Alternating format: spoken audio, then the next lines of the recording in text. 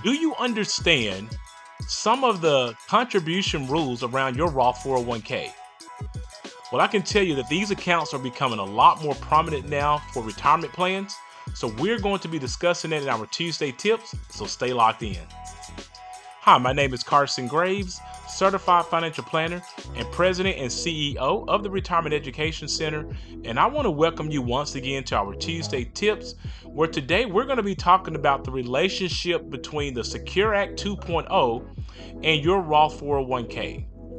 Now, the Secure Act 2.0 was legislation that was passed in 2022, and there were a lot of substantive changes that related to retirement accounts.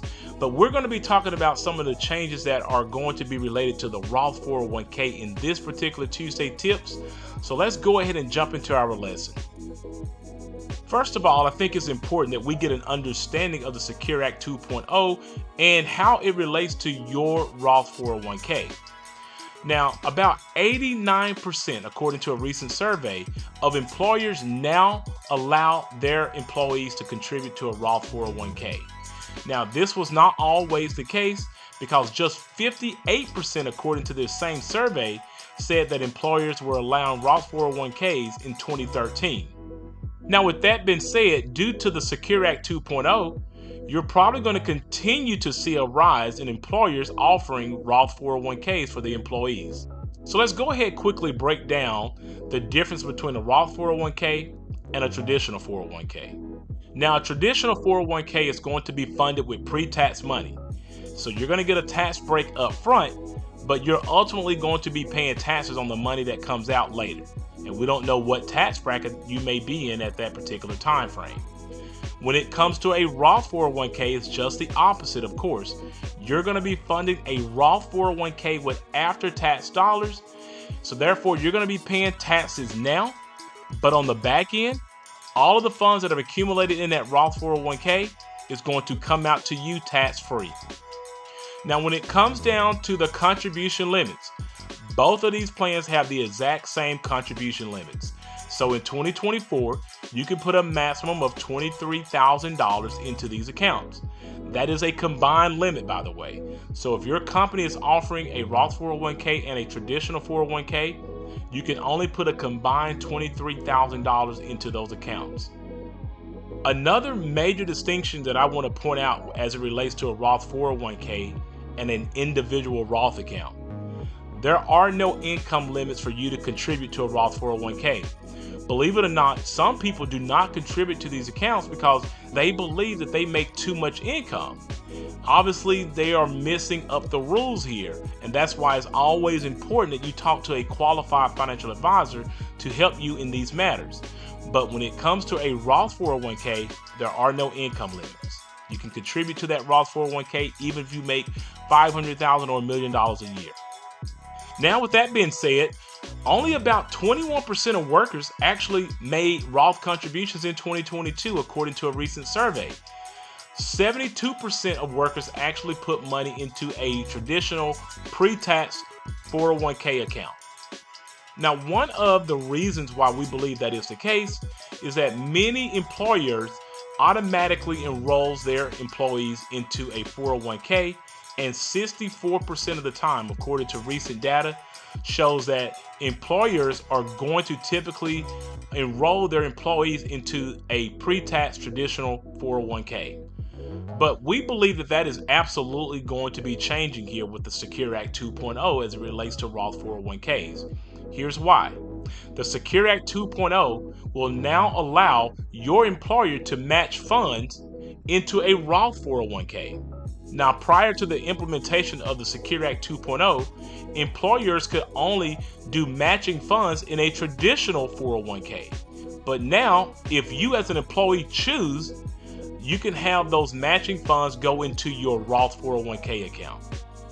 Another reason why we believe that there's going to be a rise in the contribution of a Roth 401k is that due to the Secure Act 2.0 as well, by 2026, any catch-up contributions for a person who's 50 and older will be mandated to go into a Roth 401k if said person made $145,000 or more the prior year. So Remember, if you're 50 and older, you are allowed to do a catch-up contributions of $7,500 in addition to the $23,000 that you are able to put inside of your 401k account or your Roth 401k. But in 2026, if you make more than $145,000, that catch-up contribution is going to be mandated to be funneled into that Roth 401k. Another reason why we think a Roth 401k funding is going to pick up steam is that another element of the Secure Act 2.0 notated that a Roth 401k will no longer be mandated to have required minimum distributions come out, which was similar to a traditional 401k. Prior to the Secure Act 2.0, once you actually hit your required minimum distribution date, they not only make you take money out of your traditional 401k, but if you had a Roth 401k, you had to take money out of it as well. That was never the case when you had an individual Roth account. But now with the Secure Act 2.0, they will no longer mandate that you take money out of your Roth 401k. So with that being said, you wouldn't necessarily have to roll over your Roth 401k into an individual Roth account to avoid that required minimum distribution mandate.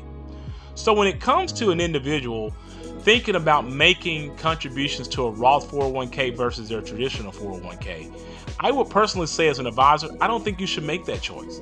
I believe in tax diversification, so I personally believe that an individual should really put money in both of those accounts. But with that being said, when does it make sense to put money into a Roth 401k? If you're someone who believes that you're in a lower tax bracket now and that you may be in a higher tax bracket when you retire, then you definitely want to consider putting some money into a Roth 401k account. Also, if you are a young person and you're just entering the workforce, and therefore you may not be making the type of income that you will be making later on in your working years, you absolutely should be contributing some money to a Roth 401k. As we've also mentioned, you will not be required to take required minimum distributions from a Roth 401k, and that carries on some essential benefits. With that being said, because you do not have to take any money out of a Roth 401k, and even if you had to take money out of that Roth 401k and it will not be taxable to you, that will be a positive effect on your Medicare Part B premiums perhaps, because it wouldn't push you up into a higher tax bracket, and therefore you could avoid perhaps those IRMAA surcharges that could be applied to your Medicare Part B and your Medicare Part D premiums. Another great benefit to having money into a Roth 401k is that it could help reduce the taxation on your Social Security benefits. Again, the money coming out of a Roth 401k or a Roth account is not considered income. Therefore, it will not push you up into a higher tax bracket, and then therefore inevitably increasing the tax burden that you may receive from your Social Security benefits for being in that new higher tax bracket. And last but not least, if you're going to be leaving these funds behind to your estate, this could remove a huge tax burden from your beneficiaries, because although they would have to take those dollars out of that Roth 401k, they would no longer be taxable. Now, one important note that I want to leave with you today as it pertains to a Roth 401k. If you're not beyond the age of 59 and a half, and if that account has not been established for at least 5 years, the earnings on that Roth 401k cannot come out tax-free. So just keep in mind that if you're not beyond the age of 59 and a half, and you have not had that account for at least 5 years, the earnings on that Roth 401k cannot come out to you tax-free. That is known as the 5-year rule. And if you want some additional information as it pertains to the 5-year rule, make sure you look at the video after this video so you can actually have a deeper dive into that particular situation. Thank you again for tuning in to our Tuesday tips.